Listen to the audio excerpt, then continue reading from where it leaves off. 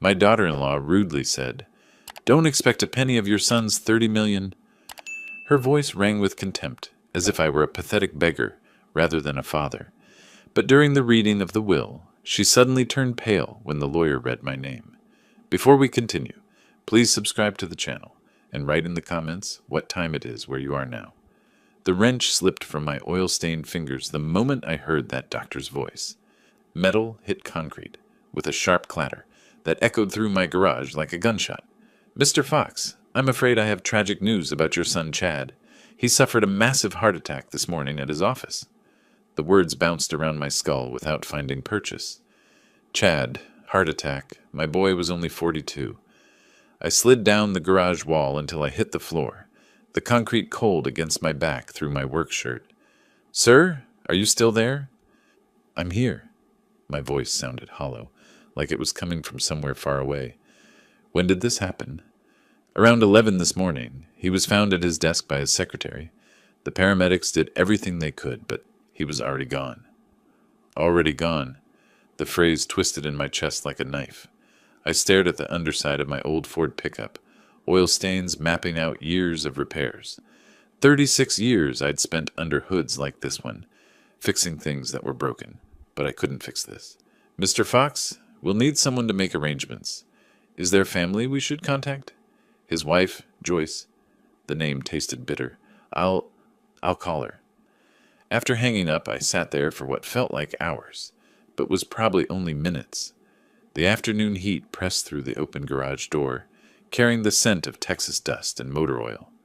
Everything looked exactly the same as it had that morning, but nothing would ever be the same again. I pulled myself up on shaking legs and walked to my workbench. There, next to a coffee can full of screws, sat a framed photo of 8-year-old Chad holding a base he'd caught at Lake Meredith. His gap-toothed grin could have powered the whole garage. That boy had been so proud of that fish, barely bigger than his hand. My phone felt heavy as I dialed Joyce's number. It went straight to voicemail. "You've reached Joyce Fox. I'm unable to take your call right now, but please, leave a detailed message, and I'll return it at my earliest convenience." Even her voicemail sounded cold, professional, like talking to a machine instead of family. "Joyce, it's Otis. I just heard about Chad. Please call me back as soon as you get this. We need to talk about arrangements." I tried again 20 minutes later. Same result. Then again an hour after that. By the 6th attempt, my hands were shaking with something that felt like anger, mixed with desperation. "Joyce, this is the 6th time I've called. I know you're there. I know we don't get along, but this isn't about us anymore. Please, just call me back." I threw the phone against the garage wall. It bounced off and clattered across the floor, battery cover popping off. The silence that followed felt enormous, pressing against my eardrums like deep water. The photo of Chad stared back at me from the workbench.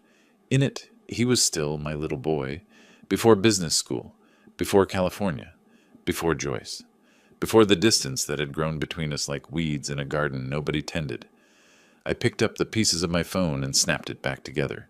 The screen had a crack running through it now, but it still worked, just like everything else in my life, damaged but functional. The decision formed slowly, the way rust creeps across metal. I couldn't sit here in this garage waiting for Joyce to decide I was worth calling back. Chad was my son, my only child. Margaret and I had waited so long for him, had been so grateful when he finally came. I pulled my old canvas duffel bag from the closet and started packing. 3 changes of clothes, my shaving kit, the photo of Chad.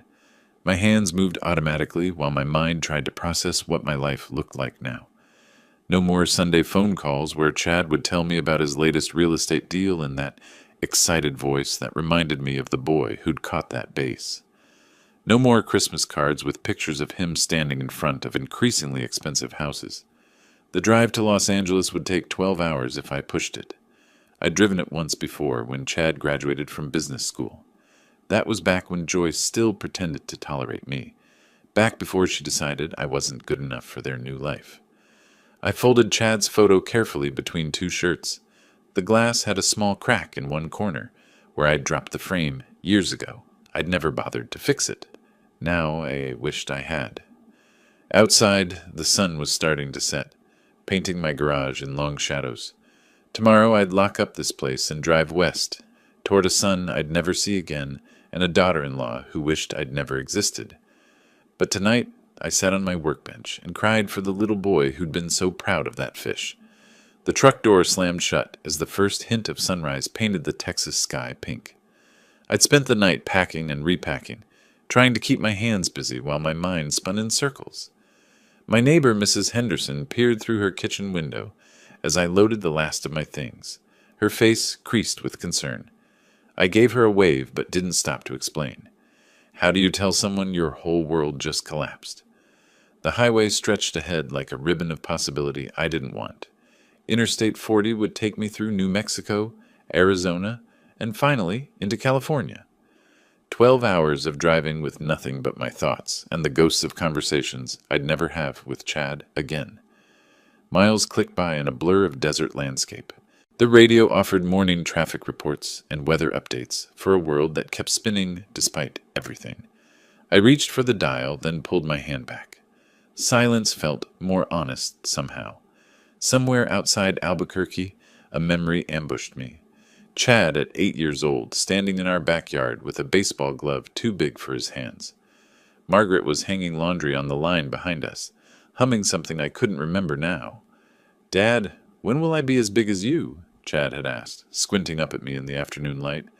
"Hold the ball with both hands, son. You'll get there." I'd knelt down to his level, adjusting his grip. "Just remember to keep your eye on the ball, no matter how fast it comes at you." He'd nodded with the seriousness kids bring to everything they think matters. We must have spent an hour out there, tossing that ball back and forth while Margaret's sheets danced in the breeze like white flags of surrender.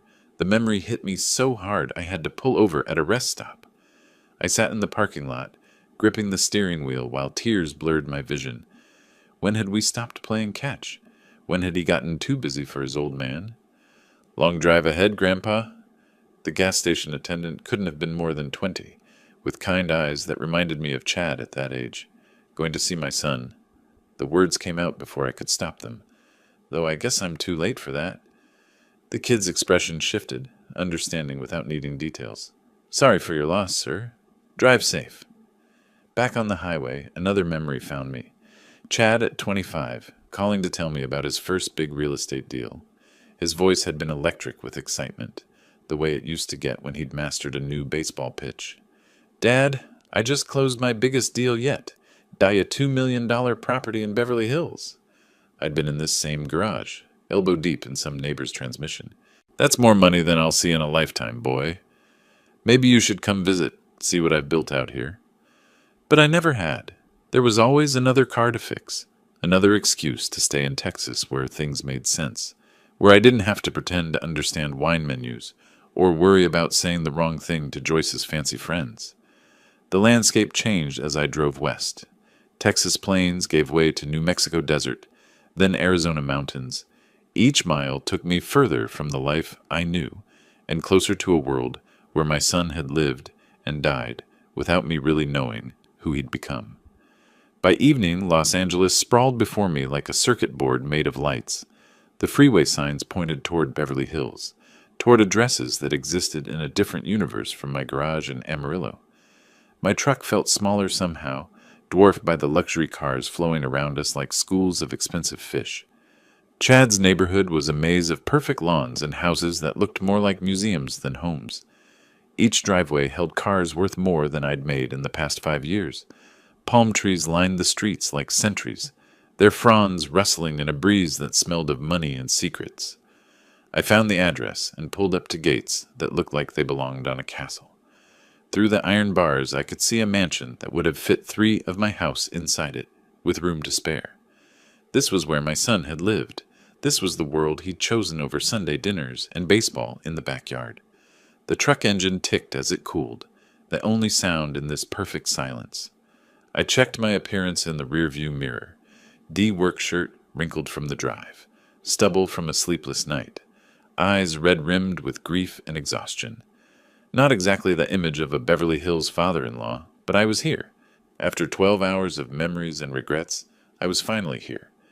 I took a deep breath, tasting the unfamiliar air of my son's chosen home and reached for the door handle. The electronic gate buzzed like an angry wasp as I approached the intercom. Marble columns flanked the entrance, each one probably worth more than my annual Social Security check. Through the bars, I could see a circular driveway with a fountain at its center, water dancing in the golden evening light. I pressed the button and waited. Somewhere inside that palace, Joyce was deciding whether I was worth her time. "What do you want?" Her voice crackled through the speaker, sharp enough to cut glass. "Joyce, it's Otis. I drove out from Texas. We need to talk about Chad." Silence stretched between us like a taut wire. I could picture her standing in whatever room she used as a command center, calculating whether acknowledging my existence was worth the trouble. "What are you doing here, Otis?" "I came because of Chad. We need to discuss funeral arrangements. I can handle everything myself. You should go back to Texas." The gate stayed closed. Behind it, automatic lights were beginning to illuminate the landscape, turning the mansion into something from a fairy tale, or a nightmare, depending on your perspective. "I know we don't get along, but this isn't the time for that." I kept my voice steady, the way I would when dealing with a customer who thought I was trying to cheat them. "He was my son, too." Another long pause. Then the gate began to swing open with mechanical precision. "Fine, but wipe your boots before you come in." I parked my dusty truck next to a Mercedes that probably cost more than my house. The contrast was almost comical, D like a mutt at a dog show. I removed my baseball cap and ran a hand through my gray hair, trying to look presentable for whatever ordeal waited inside. Joyce met me at the front door, and I had to admit she looked good for a woman who'd just lost her husband. Designer black dress that probably had a French name, makeup applied with professional precision, not a hair out of place. She looked me up and down like I was something unpleasant she'd found on her shoe. "You look terrible," she said by way of greeting. "It's been a long day." She turned and walked into the house without another word, her heels clicking on marble floors that stretched toward a ceiling high enough to host a circus. I followed, trying not to gawk at the crystal chandeliers and artwork that belonged in museums. Everything was white and gold and perfect, like a hotel lobby designed to intimidate. "Sit!" She gestured toward a living room the size of my entire house. The furniture looked like it had never been used, arranged around a coffee table made from what appeared to be a single slab of marble. I settled onto a couch that was probably worth more than my truck, my work boots looking ridiculous against Persian rugs that cost more than most people's cars. Joyce remained standing, maintaining the high ground both literally and figuratively. "I've already started making arrangements," she said, her tone suggesting I was an unwelcome interruption. "The funeral home, the service, everything. It's all under control." "What about the burial?" Chad never told me what he wanted. "He'll be cremated. It's more practical." She said it like she was discussing garbage pickup. "There's really nothing for you to do here, Otis. I appreciate you coming, but I can handle everything myself." I looked around the room, taking in the view through floor-to-ceiling windows that showed a backyard with a tennis court and swimming pool. This was the life my son had built, the world he'd chosen. It was impressive, I had to admit. It was also cold as a morgue. "When's the service?" "Friday. Very small, very private. Just a few close friends." The message was clear. You're not invited. But I'd driven 12 hours and wasn't about to be dismissed like a door-to-door salesman. "Joyce, I'm not asking for much. I just want to say goodbye to my boy." For the first time since I'd arrived, something flickered in her expression. Not warmth exactly, but maybe recognition that she was dealing with another human being instead of an inconvenience. "All right. Friday at 2 o'clock. Sunset Memorial Chapel, on Wilshire Boulevard." She sat down across from me, perched on the edge of her chair like she might need to escape quickly. But this doesn't change anything between us. I never expected it to. We sat there for a moment in expensive silence. Through the windows I could see lights beginning to twinkle across the city below. Somewhere out there, people were living normal lives, worrying about normal problems. I envied them. "I should find a motel," I said, standing up. "I'll come by tomorrow if there's anything that needs discussing." Joyce walked me to the door, maintaining her distance like I might be contagious. At the threshold, she paused. "You know, Otis, Chad left quite an estate. I'll be taking care of all his business interests, of course, There's a lot to manage." The way she said it made it sound like a warning, like she was establishing territory, marking boundaries I shouldn't cross. I nodded and walked back to my truck, feeling her eyes on me until I was through the gate. Driving away from that mansion, I caught a glimpse of it in my rearview mirror, all lit up like a cruise ship in the darkness. My son had lived there, had walked those marble floors and looked out those windows. He'd built this life, this fortune, this perfect world, and somehow, in all of it, there hadn't been room for his old man. The marble floor felt cold beneath my worn boots as Joyce led me deeper into Chad's world. Each step echoed in the cavernous hallway, bouncing off walls lined with artwork that probably cost more than my house. She moved with the confidence of someone who owned everything she touched, her heels clicking like a countdown to something inevitable. "This was Chad's office," she said, pushing open heavy oak doors. "He spent most of his time here toward the end." The room took my breath away. Floor-to-ceiling windows overlooked the city lights, and every surface gleamed with success I'd never witnessed firsthand. Business awards lined the shelves. Photos showed Chad shaking hands with people in expensive suits, and a massive desk dominated the center like an altar to achievement. Joyce picked up a crystal frame containing a photo of Chad at some charity gala, both of them in formal wear that cost more than my truck. He loved these events. We were quite the power couple. I studied the photo. Chad looked different than the last time I'd seen him.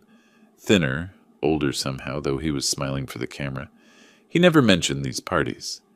Chad didn't talk much about his social life with... She paused, letting the sentence hang like a blade. Well, he was very busy. Moving to his desk, she began pulling out papers and appointment books. "We need to finalize the arrangements. The funeral home needs decisions tonight." "What about burial?" "Margaret's buried at Rose Hill Cemetery back home. Chad used to visit her grave when he was young." Joyce's laugh was sharp as breaking glass. "Chad always wanted cremation, not burial. He told me many times." "No." The word came out harder than I intended. "He told me he wanted to be next to his mother at the cemetery." "You don't know what he wanted these past few years, Otis." Heat rose in my chest. "Maybe not. But I knew him for 42 years, and you've known him for 2.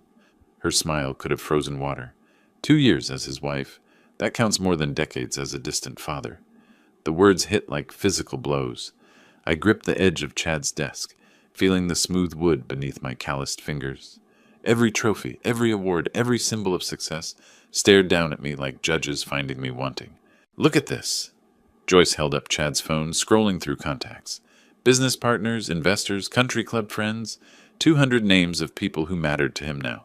She moved through the list dismissively, deleting names she deemed unworthy. "This person hasn't seen Chad in months. This one's just a golf acquaintance. We'll keep the service small, elegant." I watched her reduce my son's relationships to checkmarks on her private list. Each deleted name felt like another piece of Chad disappearing, another connection severed by her judgment. What about his college friends, the guys he grew up with? Those people don't fit the image we're presenting. Image, not memory, not love, not respect for the dead. Image. Joyce made calls to funeral directors while I sat in a leather chair that probably cost more than my monthly pension. Her conversations were crisp, professional, focused on logistics rather than grief. She discussed flowers like ordering groceries, selected music like choosing wallpaper. "The viewing will be Thursday evening, service Friday afternoon," she announced, hanging up. "Everything's arranged. Can I contribute anything? Help with costs?" Another of those ice-cold laughs. "Otis, this funeral will cost more than you make in 2 years. Don't worry about money. I'll be taking care of all Chad's financial matters from now on." The way she said it made my skin crawl, like she was already spending money that hadn't even been legally transferred yet. We settled the details through gritted teeth and false politeness. Cremation instead of burial, expensive flowers instead of simple arrangements. A guest list scrubbed clean of anyone who might remember the boy Chad used to be. As we finished, Joyce walked me to the front door with the satisfaction of someone who'd won every round. "I'll handle the financial discussions with the lawyers after we get through this sad business. There's quite a lot to manage, but don't worry. I'll take care of everything." Standing at the threshold, I looked back one more time at the mansion that had been my son's home. Somewhere in all that marble and crystal and success, There should have been traces of the boy who'd caught that base, who'd thrown that baseball, who'd called me Dad. But all I could see was Joyce's reflection in the polished surfaces, multiplied endlessly like a hall of mirrors, showing the same cold smile. The door closed behind me with a sound like a vault ceiling shut. The neon sign of Desert Inn Motel flickered like a dying heartbeat as I pulled my truck into the cracked parking lot. The place looked like it had been forgotten by time, paint peeling from concrete walls, weeds pushing through asphalt, a far cry from the marble palace I'd just left. But the price was right for my pension, and nobody here would judge me for my dusty boots. Room 12 smelled of old cigarettes and industrial disinfectant. The bedspread looked like it hadn't been changed since the 80s, and the air conditioner wheezed like an old man climbing stairs.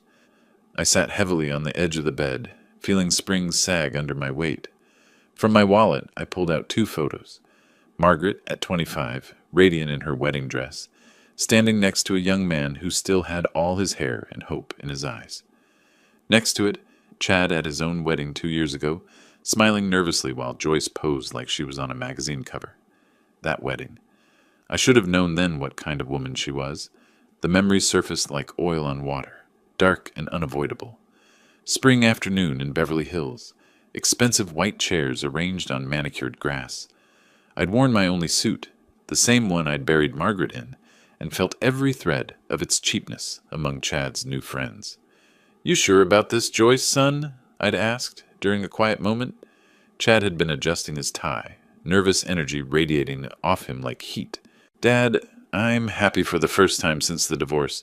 She makes me feel young again." Across the lawn, Joyce had been posing for photos with her model friends, all legs and perfect teeth and calculated beauty. One of them had whispered something, and they'd both looked my way. "Look at his father," Joyce's friend had said, just loud enough for me to hear. "Chad's embarrassed by him."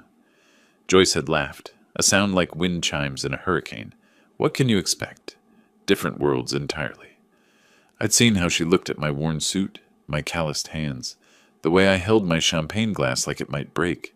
To her, I was a relic from Chad's past that couldn't be thrown away, but certainly could be hidden. The motel phone rang, startling me from the memory. Nobody had this number except... I checked the clock. Past midnight. "Otis, what happened, friend? It's past midnight here." Harlan's voice cut through the silence like a lifeline. "Chad's gone, Harlan. Heart attack. And his wife, she's nothing like our Margaret was. I'm sorry, old buddy. How are you holding up?" I stared at the water stains on the ceiling, trying to find words for feelings. I didn't understand myself. She treats me like I'm dirt under her designer shoes. Makes me feel like an intruder at my own son's funeral. That woman's got no class, no matter how much money she's got. The worst part is, I think Chad knew. These past few years he sounded different on the phone. Distant, like he was apologizing for something he couldn't say. Harlan's breathing was steady on the other end, the sound of a friend letting silence do the talking when words weren't enough. "You need me to come out there?" he asked finally. "No, this is something I have to face alone. But Harlan, what if I failed him? What if I let that woman turn him against everything we taught him? Otis Fox, you listen to me. You raised a good boy who turned into a successful man. Don't let some gold digger make you question 42 years of being a father." After hanging up, I lay in the darkness listening to traffic on the freeway, the city humming like a machine that never slept. In a few hours I'd have to get up and face Joyce again, play nice for Chad's funeral, pretend we were family instead of strangers connected by grief and genetics. Margaret's photo caught the streetlight from the window. If she were here, she'd know what to say to Joyce, how to handle this situation with grace instead of stumbling through it like I was doing. Margaret had possessed a quiet strength that could shame devils into behaving like angels. But Margaret was gone, and Chad was gone, and I was alone in a cheap motel room trying to figure out how to bury my son with dignity, while his widow treated me like hired help. Tomorrow would bring its own challenges. Tonight, all I could do was hold on to Margaret's memory and hope it would give me strength for whatever Joyce had planned next. The alarm clock glowed 12:47 a.m. as I finally closed my eyes. The morning sun cast long shadows across the parking lot of Eternal Rest Funeral Home as I straightened my only black tie in the truck's rearview mirror. Thursday had passed in a blur of picking up a decent suit from a thrift store and avoiding phone calls from Joyce about last-minute details. Now Friday had arrived with the weight of finality I wasn't ready to bear. Inside the funeral home, the air was thick with the scent of lilies and whispered conversations. Joyce held court near the front entrance, surrounded by women in designer black and men in $1,000 suits. She'd transformed grief into a social occasion, complete with air kisses and meaningful glances. I signed the guest book with a pen that probably cost more than my daily grocery budget, and took a seat in the back rows. From there, I could watch the theater unfold without becoming part of the performance. "Such a tragedy," one woman was saying to Joyce, "and so young." Joyce dabbed her eyes with a silk handkerchief, her makeup expertly applied to suggest tears without actually running. Chad worked so hard, his heart just couldn't take the stress. A businessman in an Italian suit approached with condolences. "Joyce, if there's anything you need help managing Chad's portfolio, his properties—" "You're so kind, Robert. I'll be handling everything personally, of course." Everything personally. Like Chad's life was a business she'd inherited along with his death. I watched her work the room, accepting sympathy like tribute. Each conversation a careful balance of performed grief and strategic networking. These people barely knew Chad as anything more than a name on contracts and charity event guest lists. Then I heard her voice drop to that conspiratorial whisper she thought was private. "Look at that old man over there," she murmured to a blonde woman who'd been hanging on her every word. Chad was so ashamed of him. The woman Lisa, I think her name was Dee, glanced my way with unconcealed pity. "Joyce, surely he's grieving too. He barely visited. Now he wants to play loving father." Joyce's laugh was soft venom. Chad told me his father never understood his success, always made him feel guilty for improving his life. The words hit like slaps across the face. Whatever distance had grown between Chad and me, I'd never made him feel ashamed of what he'd accomplished. If anything, I'd been proud, maybe too proud to tell him often enough. I stood up, my chair creaking in the funeral home silence. Joyce's conversation stopped as I approached their little circle of gossip and designer grief. "Joyce, this is inappropriate. Today we're burying my son." Her expression shifted like a mask being adjusted, suddenly all wounded dignity. "Of course, Otis. I'm just emotional. You understand. We all grieve differently." Lisa looked uncomfortable, realizing she'd been caught participating in something ugly. Other conversations around us had stopped, waiting to see if family drama would erupt at a funeral. "Perhaps we should focus on Chad today," I said quietly. "Not on our differences."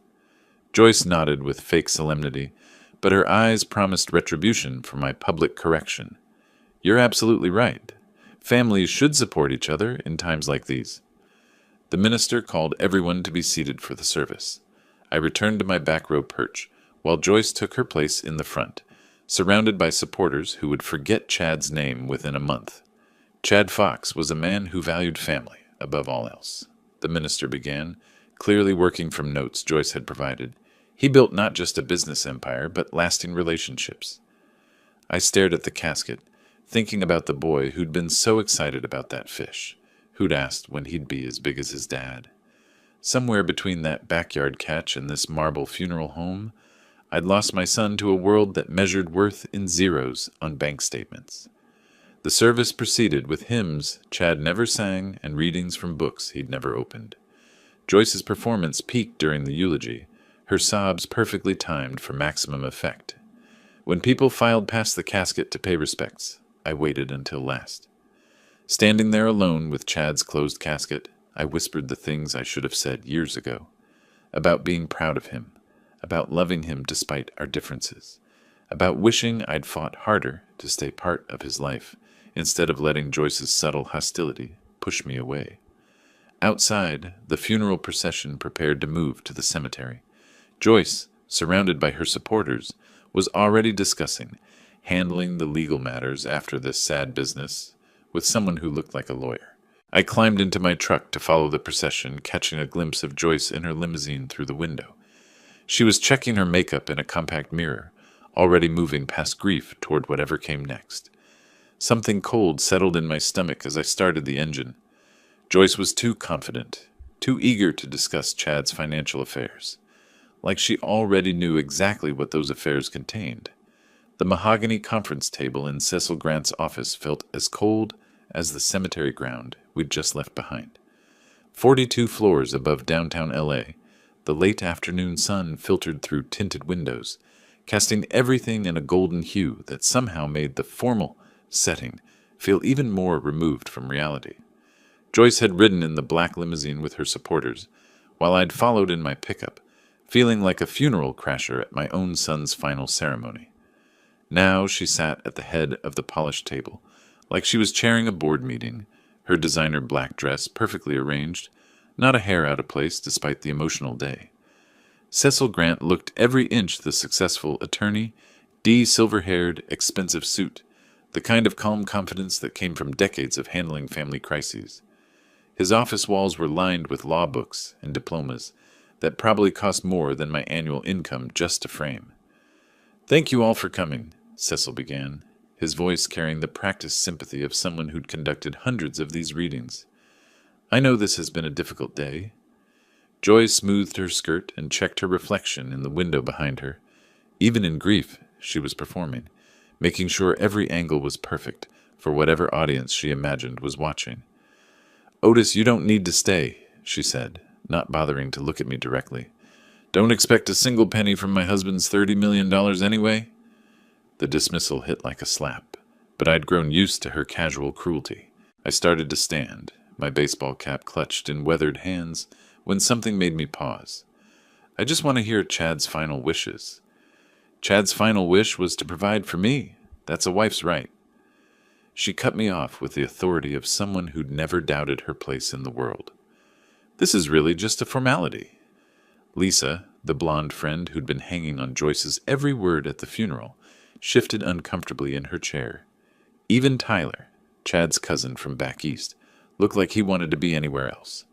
Cecil arranged several legal documents on the table, each one bound with ribbon and bearing official seals. The afternoon light caught the gold embossing on the covers, making them look more like medieval scrolls than modern paperwork. "Please, everyone take your seats," Cecil said diplomatically. "Let's begin the reading." Joyce leaned over to whisper something to Lisa, her voice carrying just enough for everyone to hear. "This is just a formality. Chad told me he'd taken care of everything." I settled back into my leather chair, the expensive material creaking under my weight. Everything in this office screamed money and power the kind of world Chad had built for himself, the kind of place where his old man had no business being. Mark, one of Chad's business partners, adjusted his tie nervously. The silence stretched uncomfortably as Cecil opened the first document, the paper crackling with the weight of legal authority. Joyce's confidence filled the room like expensive perfume. She sat straight-backed, hands folded, the picture of dignified grief mixed with anticipation. This was her moment of triumph, the culmination of 2 years as Chad's wife, the reward for enduring his occasionally difficult family.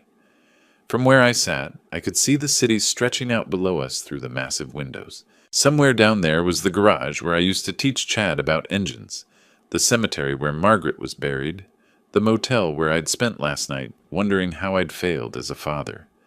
Cecil cleared his throat formally, adjusting his reading glasses as he prepared to begin. The late afternoon sun had shifted, casting longer shadows across the polished conference table. The last will and testament of Chad Michael Fox, dated January 15th, 2025. Joyce leaned forward expectantly, her eyes bright with anticipation. I sat back in my chair, resigned to hearing how thoroughly I'd been written out of my son's final chapter. Cecil's voice carried across the silent conference room as he read the formal, legal language that always preceded life-changing news. The afternoon light had shifted, casting sharp shadows across faces that would never look the same after the next few minutes. "After careful consideration of my assets and relationships," Cecil continued, his professional tone giving no hint of the earthquake about to hit, "I make the following bequests." Joyce's fingers drummed silently against the leather armrest, her wedding ring catching the light. She'd positioned herself like a queen receiving tribute, certain that each word would confirm her expectations. To my cousin Tyler Fox, I leave my collection of vintage wines, valued at approximately $15,000. Cecil paused while Tyler nodded gratefully. To my business partner, Mark Stevens, I leave my shares in the Riverside Development Project, valued at approximately $100,000. Standard small bequests. Joyce's smile grew more confident with each minor gift to others, seeing them as proof that the real inheritance D, the millions D, would be hers alone. Cecil turned to the next page, and something in his posture shifted almost imperceptibly. His voice remained steady, but I caught him glancing at Joyce with what might have been sympathy. To my beloved father, Otis Fox, I leave the majority of my estate, including all business interests, stock portfolios, and liquid assets, totaling approximately $29 million. The words hung in the air like smoke from an explosion. Joyce's face drained of color so fast I thought she might faint. Her mouth opened, but no sound came out initially. "That's impossible," she whispered, her voice barely audible. Cecil continued reading as if he hadn't heard her, his professional training keeping him focused on the legal requirements. To my wife, Joyce Fox, I leave the Santa Monica condominium, valued at approximately $800,000, along with all furnishings and personal effects contained therein. Joyce's hand flew to her chest, her breathing becoming shallow and rapid. The confident woman who dismissed me minutes earlier looked like she'd been physically struck. "Chad, why would you—" I heard myself saying, though the words felt disconnected from my thoughts. $29 million. The number was so large it didn't seem real. "This can't be right," Joyce's voice cracked as she leaned forward, gripping the edge of the table. "Check the documents again." Others around the table exchanged shocked glances. Tyler's mouth hung open. Mark looked like he was calculating something in his head. Lisa stared at Joyce with obvious concern for her friend's mental state. Cecil maintained his professional composure, though I could see the strain in his shoulders. "The will was properly executed and witnessed, Mrs. Fox. These are Chad's legal wishes." Joyce began to tremble, her carefully constructed facade cracking like ice in spring. The woman who'd spent the day playing the grieving widow was being confronted with the reality that her husband had chosen his estranged father over her. My own hands were shaking as the implications hit me. $29 million. More money than I could comprehend, let alone manage. Why had Chad done this? We'd grown apart over the years, barely talked, except for stilted holiday phone calls. "There has to be some mistake," Joyce said again, but her voice carried less conviction now. The legal documents scattered across Cecil's desk were official, stamped, impossible to argue with. Cecil folded his hands on the table, waiting for the shock to settle before continuing with any additional provisions. The silence stretched uncomfortably as everyone processed what they'd just heard. Joyce stared at the legal documents, like they were written in a foreign language, her mind clearly struggling to accept what had just happened to her expected future. The confidence that had carried her through the day had evaporated completely. I looked at my calloused hands resting on the expensive conference table, trying to understand what my son had been thinking when he made these decisions. Somewhere in the distance, traffic hummed 42 floors below, the normal world continuing while ours had just been turned upside down. The silence shattered like expensive crystal when Joyce finally found her voice, rising from her chair with the fury of someone whose entire world had just collapsed. "This is fraud!" Her shout echoed off the office walls, making everyone jump. "That old man manipulated Chad when he was sick." I remained seated, trying to process both the inheritance and Joyce's explosive reaction. "Joyce, I didn't even know about the will." "Liar!" She pointed an accusatory finger at me, her face twisted with rage and desperation. "You always resented me, always poisoned Chad against me." Cecil stood up, his professional calm finally showing strain. "Mrs. Fox, this will was prepared according to all legal requirements. There was no coercion or manipulation involved." Joyce swept her arm across the conference table, sending legal documents scattering across the polished floor like expensive confetti. "I was his wife. I loved him. I took care of him. I was building a life with him." Tyler and Mark pushed back from the table, clearly wanting to escape the family warfare erupting in front of them. Lisa sat frozen, watching her friend's complete breakdown with horrified fascination. You think you can just waltz in here and steal my inheritance? Joyce's voice was getting higher, more shrill with each accusation. I know what you did. You manipulated a sick man who felt guilty about being a terrible father. The words stung because they carried enough truth to hurt. I had been distant. I had let work and small-town life keep me from Chad's world. But manipulation? I'd barely seen him these past 2 years. Joyce, please, I started, but she cut me off with another wave of fury. Don't you dare, Joyce, please me. She grabbed her designer purse like a weapon, clutching it against her chest. I sacrificed everything for Chad. I gave up my modeling career. I moved to this city. I played the perfect wife to his business associates. Cecil was gathering the scattered documents from the floor, trying to restore some semblance of professional order to the chaos. Mrs. Fox, if you wish to contest the will, that's your legal right. But this outburst isn't helping anyone. Contest it? Joyce laughed, but it sounded more like breaking glass than humor. I'm going to destroy it. No court is going to believe Chad would choose an absent father over the wife who stood by him. She spun toward the door, then turned back for one final attack. You want to know why Chad married me, Otis? Because I made him feel valuable in ways you never could.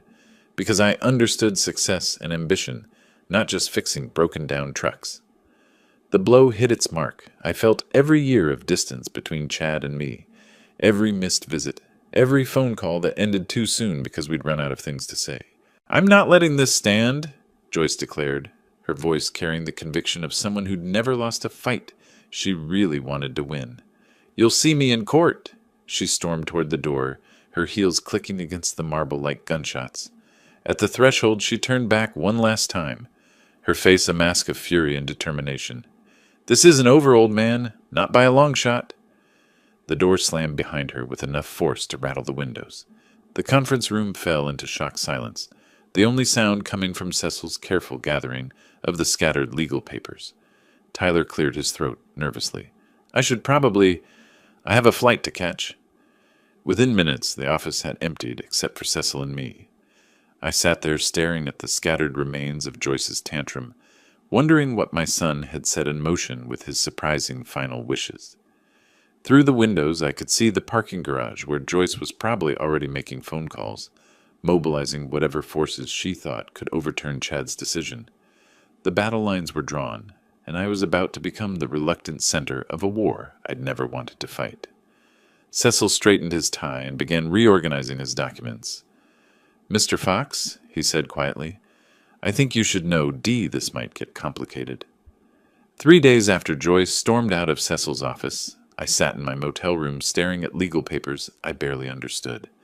The Desert Inn had become my reluctant home, its faded wallpaper and flickering neon sign a strange backdrop for decisions involving more money than I'd ever imagined. Cecil had explained the process in terms a mechanic could grasp.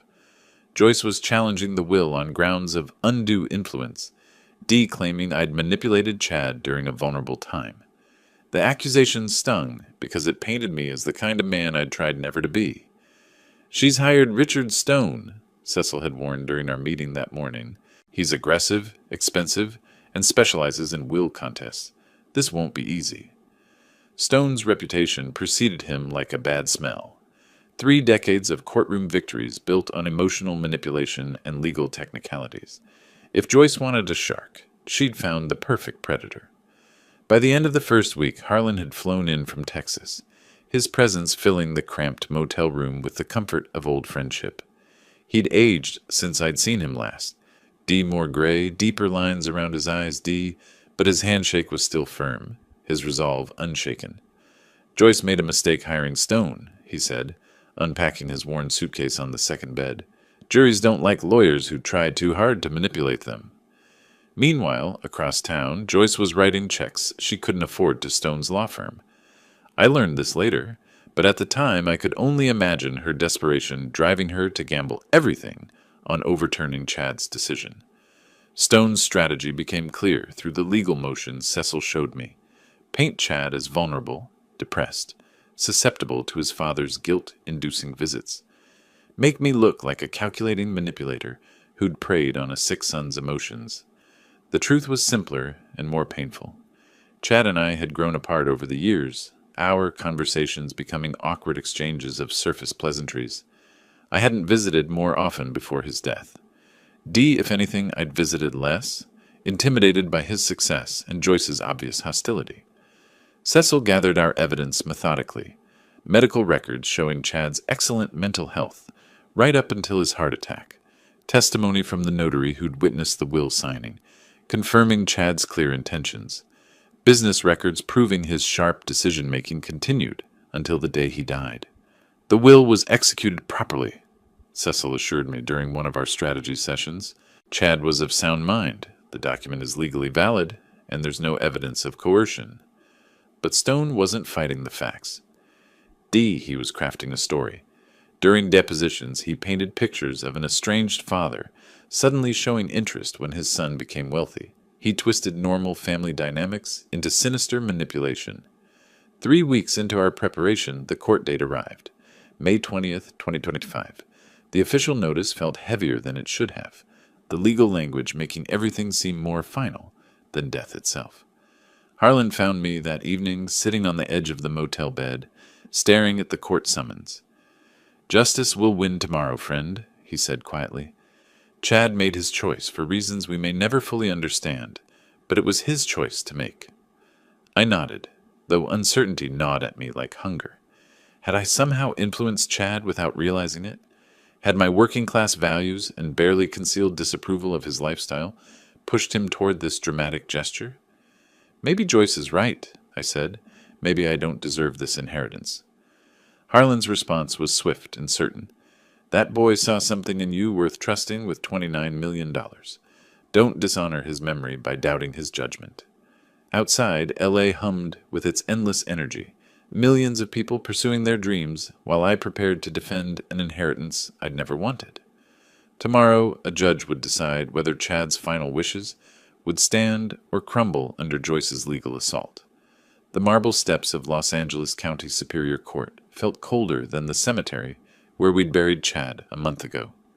Harlan walked beside me, his presence steady as bedrock, while across the plaza Joyce emerged from a black town car with Stone, both of them dressed for victory. Courtroom 312 smelled of old wood and decades of legal battles. Judge Williams, a woman in her 60s with steel-gray hair and sharp eyes, commanded the room with quiet authority. She'd reviewed the case files, Cecil had told me, and wasn't known for suffering fools. Stone wasted no time in his opening statement. "Your Honor, this case is about an elderly man who manipulated his vulnerable son during a period of depression and illness. Otis Fox preyed upon Chad Fox's guilt about their relationship to secure a massive inheritance he never earned or deserved." His voice carried the practiced rhythm of a preacher selling salvation, each word calculated for maximum emotional impact. Joyce sat beside him, dabbing her eyes with a tissue, the picture of grieving widow denied her rightful inheritance. Cecil's response was measured, factual. Chad Fox was mentally competent when he executed this will 3 months before his death. He made a deliberate choice to provide for his father, and no evidence of undue influence exists beyond Ms. Fox's disappointment with her inheritance. Joyce took the stand first, her performance polished from weeks of preparation. She spoke of Chad's depression over their strained marriage, his guilt about disappointing his father, his vulnerable state in the months before his death. "He became obsessed with making amends," she testified, her voice breaking at strategic moments. "Otis would call, and Chad would be upset for days afterward. He felt like he'd failed as a son." Stone guided her through a narrative that transformed normal family dynamics into psychological manipulation. Every phone call became coercion. Every expression of paternal love became emotional blackmail. When my turn came, I felt every eye in the courtroom measuring me against Joyce's accusations. My hands shook as I swore to tell the truth, the whole truth, and nothing but the truth. "Mr. Fox," Cecil began gently, "how often did you visit your son in the months before his death?" "Maybe 3 times in 2 years," I admitted. "We talked on the phone for holidays, birthdays, but I didn't visit much. Joyce made it clear I wasn't welcome." "Did you ever ask your son for money?" "Never." I didn't even know he had as much as he did. Stone's cross-examination was brutal, designed to rattle me into admissions that supported Joyce's narrative. But 68 years of life had taught me the value of simple honesty. "Isn't it true, Mr. Fox, that you resented your son's success?"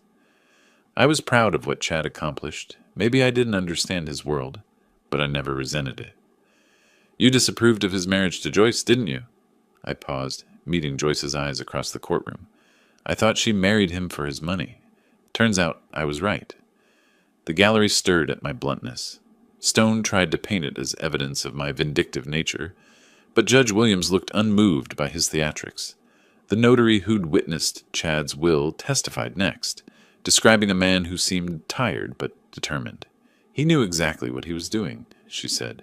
"Read every page, ask specific questions about the language. His instructions were very clear." Medical testimony confirmed Chad's mental competence. Business records showed sharp decision-making right up until his death. Phone records disproved Joyce's claims about frequent manipulation calls from me. By afternoon, Stone's case was crumbling under the weight of facts. His closing argument grew increasingly desperate, appealing to emotion where evidence had failed. Don't let a grieving widow be cheated out of her rightful inheritance by a man who abandoned his son for decades, then swooped in like a vulture when money was involved. Cecil's closing was simpler, more direct. Chad Fox made a choice. The evidence shows he was competent to make that choice. The court should honor his wishes, not overturn them based on speculation and disappointment.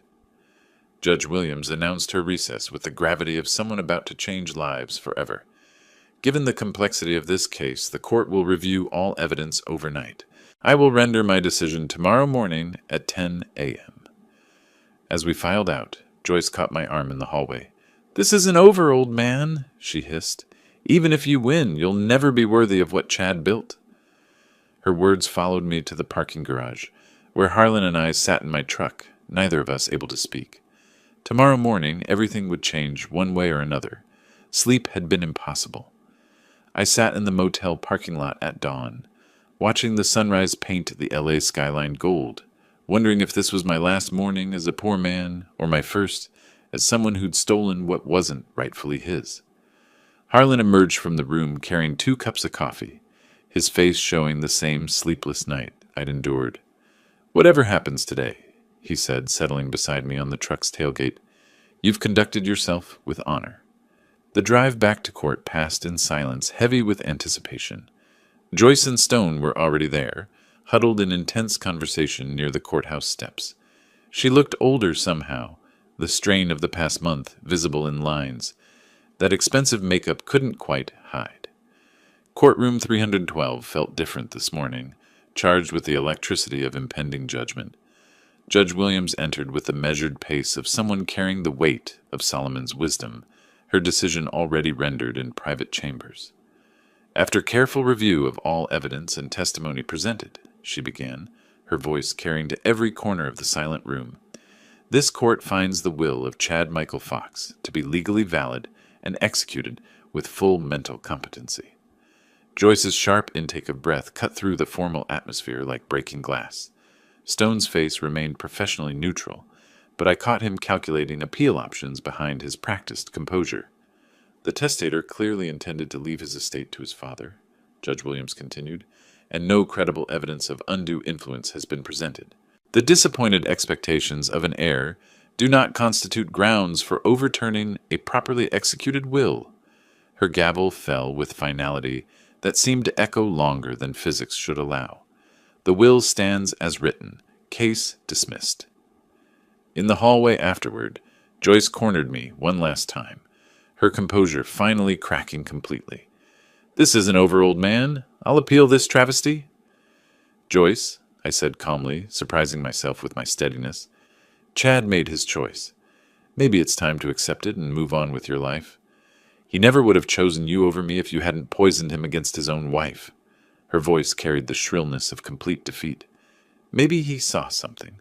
I'm only beginning to understand," I replied, the words coming from some place I hadn't known existed. She stormed away, Stone trailing behind her with the resigned air of a lawyer already mentally preparing his bill for services rendered. Their war was over, but I suspected Joyce would never truly surrender. At LAX, Harlan's departure gate felt like the end of an era. We'd been through something together that had tested the foundations of our 40-year friendship and found them solid as bedrock. "Justice won today, friend," he said, gripping my shoulder with weathered hands. "Chad would be proud of how you handled yourself." "I still don't understand why he did this," I admitted. $29 million to a man who barely visited, barely called. Harlan's smile carried wisdom earned through decades of watching human nature play out in courtrooms and living rooms. "Maybe that boy saw what I've always seen D, a man worth trusting with anything, including the responsibility of wealth." The drive home to Texas stretched endless before me, 12 hours to process what my life had become. Somewhere around the New Mexico border, understanding began to dawn like sunrise after the longest night. Chad hadn't left me money because I'd manipulated him. He'd left it because I hadn't. In a world full of Joyce's D people who saw him as a bank account with a heartbeat D, I'd remained the father who loved him for the boy he'd been, not the fortune he'd built. The inheritance wasn't just money. It was validation, protection for my old age, and proof that despite our distance, the love between father and son had survived everything Joyce's world could throw at it. Back in my garage 3 days later, I found myself staring at that same photograph of 8-year-old Chad holding his prize base. But now I saw something I'd missed before D, not just a proud boy with his catch, but the foundation of a man who'd grown up knowing he was loved unconditionally. "Thank you, boy," I whispered to the photo, my voice thick with understanding that had come almost too late. "I finally get what you were trying to tell me." Outside, Texas stretched under an endless sky, and for the first time in months, the future felt full of possibility instead of loss. If you liked this story, please like this video, subscribe to the channel, and share your impressions of this story in the comments. To listen to the next story, click on the box on the left. Thank you for watching.